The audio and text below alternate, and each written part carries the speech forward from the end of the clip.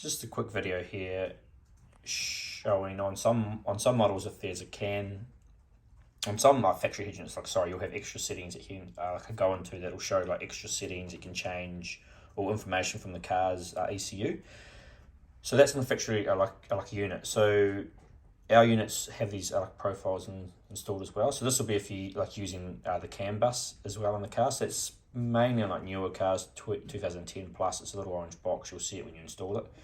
But you go into apps and you go to the very end, and there'll be vehicle info and control setting. So the vehicle info is going to basically give you that sort of trip computer stuff, TPMS info, which isn't so common in Australia, but some cars have it. The fuel info, and then the other one's going to be the settings. Obviously, certain cars, you can turn off the speed sensing, auto lock, remote unlock, smart unlock, and all that sort of stuff.